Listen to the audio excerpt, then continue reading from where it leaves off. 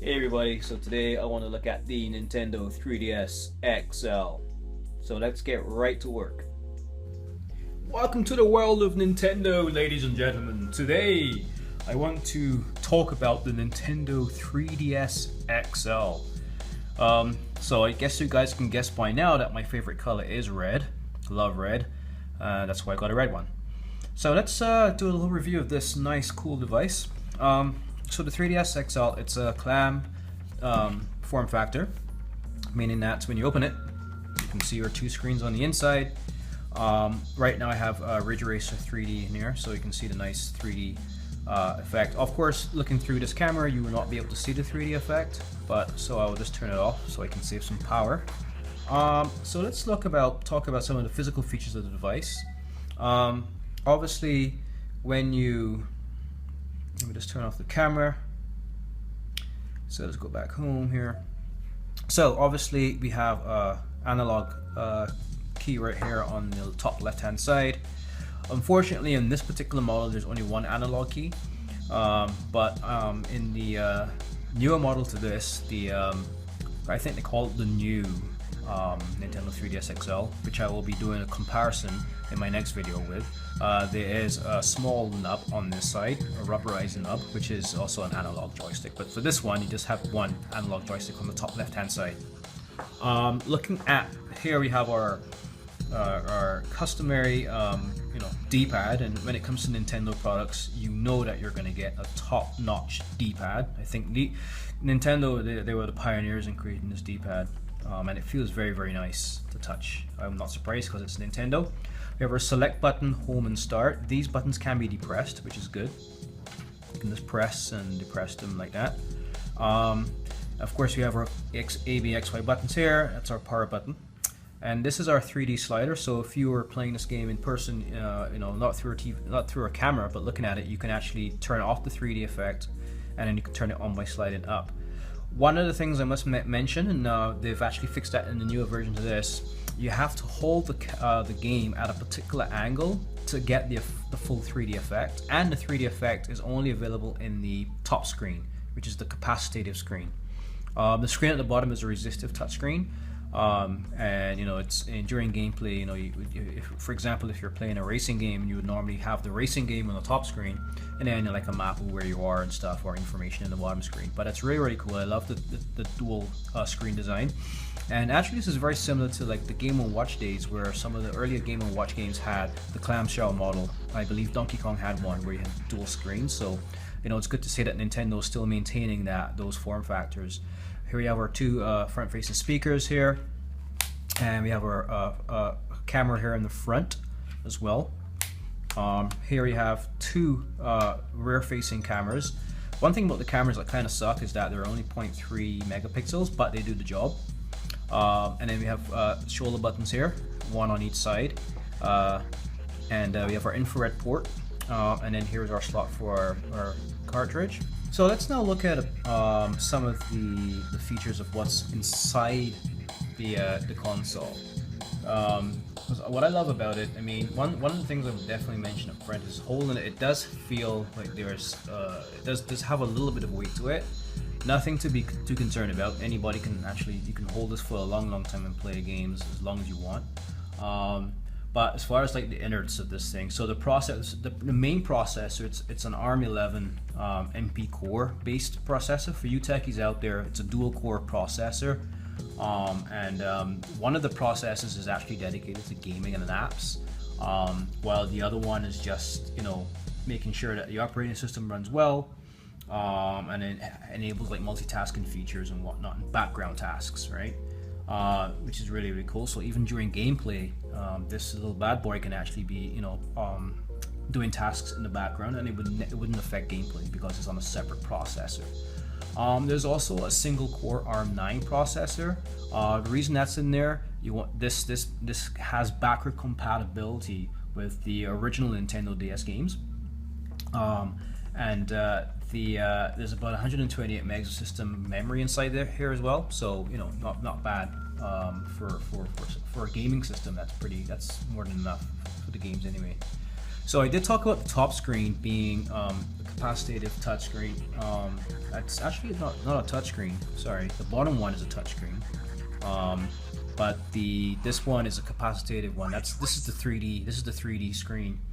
The resolution on this one is 800 by 240 pixels, and it's you know, as I said, it can produce a three-dimensional effect without the need of any glasses, like 3D glasses.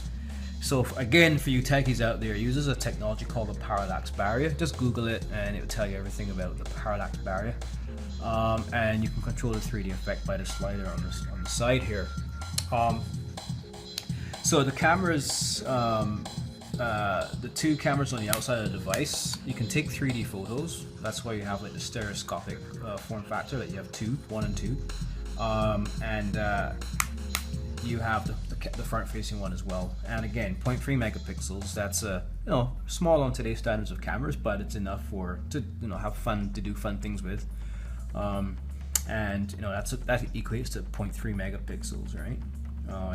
And I think that's like VGA type VGA. Anyway, so that being said, flash memory that's on here is 1 gigabyte, and there's an SD card slot where you can expand the memory, and the SD card slot is right here, right? You can actually take this out, open it up, and then the SD card goes in there,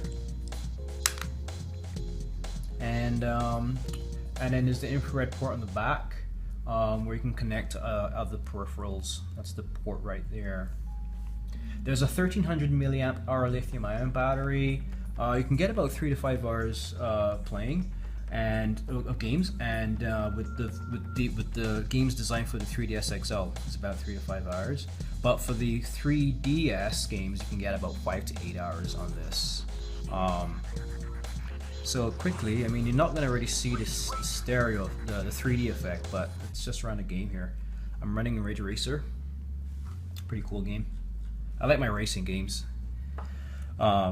Just to give you an idea of what you see on both screens.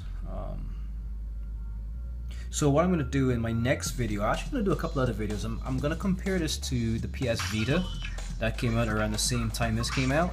And I'm also going to be comparing this to its newer brother, the new 3DS XL. But I'll be honest with you, I can never put this down. This is one of the devices that I carry around me, just because of the playability. One thing Nintendo has done well, they have an excellent library of games. Excellent library. And I think that's one of the reasons I love playing. So let's go quickly into the game here. Let's pick, yeah, that can work. Okay, let's go through all the menus. Give me an event. Can I get a car, please? Okay, that's the track. Alright, give me a machine. That looks ugly. That looks better. Give me the eruption car. Yeah, I want standard, and I hate driving stick, so give me the automatic setting. It's all good. And it's a red car. My favorite color. Let's race.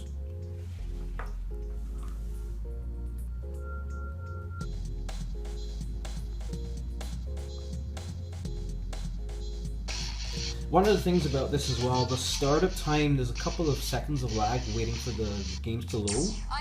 I believe that has been rectified on the new 3DS XL.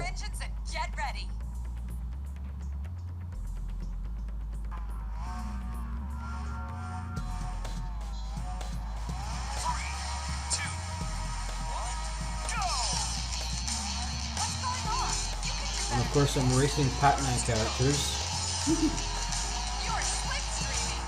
Okay, let's do some streaming. Alright. This is how I drive in real life, by the way. Just joking. Get out of my way, Blinky. Let's do some switch streaming now. Boy. Burn those tires, Richard. Burn those tires, man. Yeah, switch streaming. Okay, so that's it. That's the gameplay there. So we saw the game at the top, and then you see the map at the bottom, and it looks really cool. I'm looking at the 3D effect now. Again, you can't see it through this camera. So that's the Nintendo 3DS. Again, capacitive touchscreen. Sorry, capacitive screen at the top. Touchscreen resistive at the bottom. D-pad, analog stick, one analog stick. That's okay. ABXY buttons, power button. Then you have your function keys here: start, home, and select. You have your front-facing speakers, which I like. One camera. And then you have 3D effect here by having two cameras on the outside. Here you have your slot for your 3DS cartridge, and it's backward compatible to the DS cartridges as well. You have your external port for charging, and your left and right shoulder buttons, infrared port, and on the side here we have our volume slider, and on this side, oh, by the way, this is also important. This switch here can actually turn on and off Wi-Fi access. When you turn on the Wi-Fi access, the light turns on green, and we have Wi-Fi, and then you turn it back off, and that's turned off. Apparently in the new 3DS XL, there is no slider to turn on the Wi-Fi. I believe you have to do it through the screen. And then of course our famous 3D slider button right here. All in all, pretty good device. I mean, it's it's testament to Nintendo and their high quality when it comes to building game consoles. I mean, there's so many consoles out there, there's so many knockoffs, but you can always tell when you have a Nintendo product, a lot of work has gone into the look and feel. Oh, and you know what? I forgot to show you the stylus, nicely packaged right here. And the stylus is perfect for when you're interacting with the touch screen at the bottom, the resistive one. Let me just make sure the glare is not there. Yes, ridge eraser, back home button, so you can press it. There you go. I mean, I use my hands most of the time, but if you want to be technical, use your so I don't have any YouTube content on here, but you can actually play YouTube as well once you have your internet access. That's it. The Nintendo 3DS from Nintendo.